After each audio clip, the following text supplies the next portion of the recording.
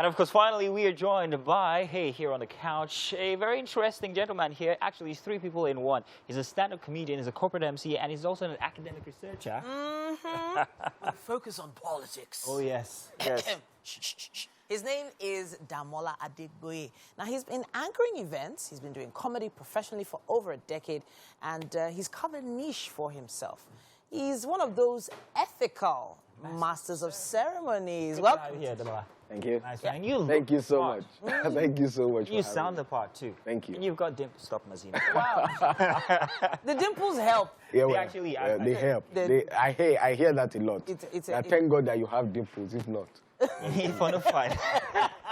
Well, Grant, I love what you do. In fact, I think everybody here who's a host has actually brushed. We are kind of like MCs. Yeah. We can't be called to do the same Yeah. at any point in time. But you've taken it as your lot in life. that's. But you're also a comedian. Yes. I've always said something to people who, when they call me up, hey, can you MC this event? We need a host. And I'm like, what do you want? A comedian or an MC? Question. So you're both. Yes, I'm asking where the line can be drawn and whether people note this, that a comedian is different from an MC, and whether with you they're getting one for the price of, two for the price of what? Two for the price of one. Yeah, where do you draw that line? Well, basically, it depends on the brief that you have.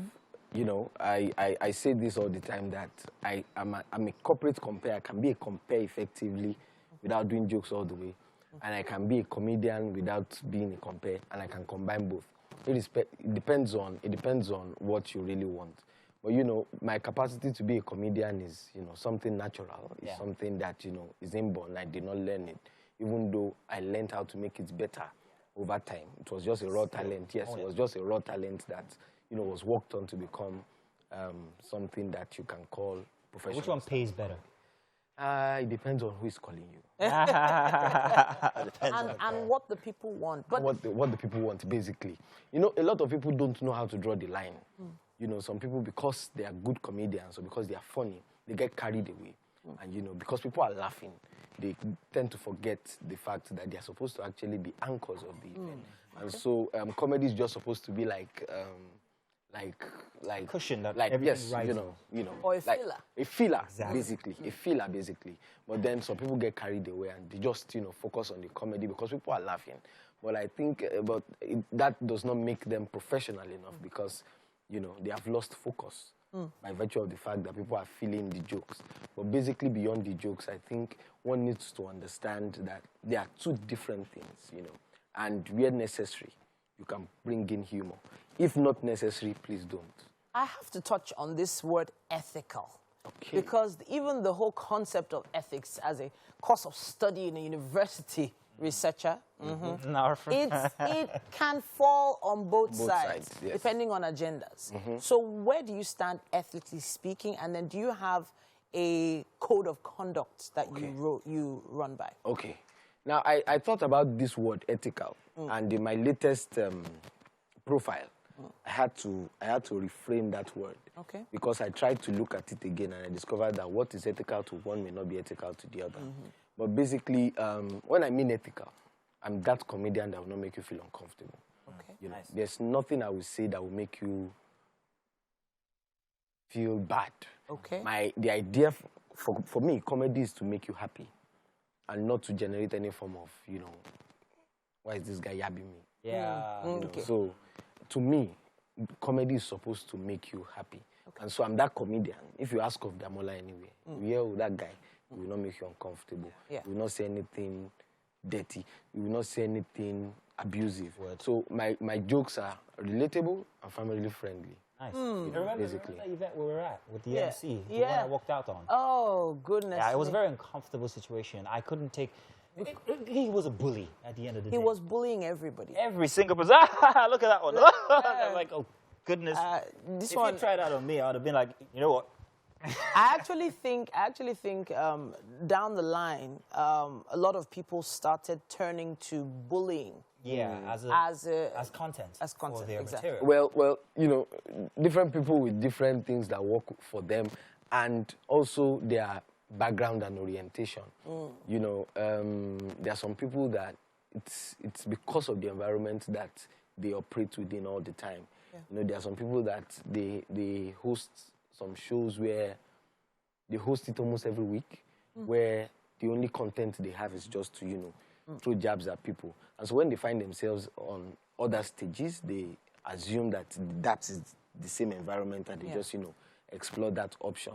But, you know, I think one needs to master the craft of this job for those that do it, to understand the fact that different environments and different ways and different contexts around which you should build your materials.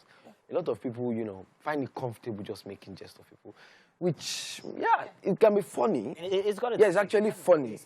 Yes, you know. Corporate event. Yeah. I might maybe one jab or two if it's comfortable enough, but not ride it through the entire story. Yeah. And there's another thing.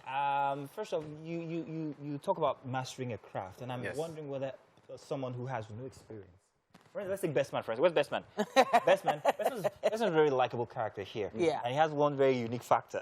I'm not going to say it because Best Man doesn't want me to tell it. That's the bullying thing. Don't bully him. Okay. But that's what we're talking about. Can you take someone who has none of that experience at all and perhaps maybe coach them into being a great compere? Oh, yes. You know, when I started off as what people would call a raw talent. You know, I did not know where to draw the line. I did not know which joke was for what environment. I just had the jokes in my head. And so any environment I found myself, I cracked those jokes. Nothing insultive, nothing embarrassing, but there are different jokes for different environments, right? So then I met a mentor, you know, and it just took me to one corporate event like that. Very, very corporate, at one hotel. Who was this mentor? Sako. Oh, Sako, Yes. Nice. So I met him, and then he just took me and just gave me the mic randomly. And I was like, okay. What to do? And then I just started doing these jokes, and they were funny.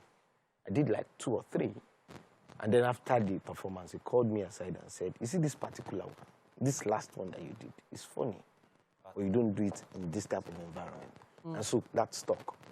And then over the years, he shaped that talent to become refined. Fantastic. That's and great. so basically, what I also do is that over the years that I've been doing this, a number of people have come to meet me that, Demola, please, I want you to put me through.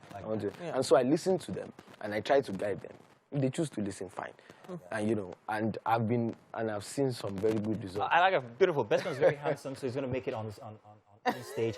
Best Man, please report to Demola after the show. He's gonna be fantastic. I think you got it. I know you've got it, Best Man. I've told you this a million times. I think this is your chance now.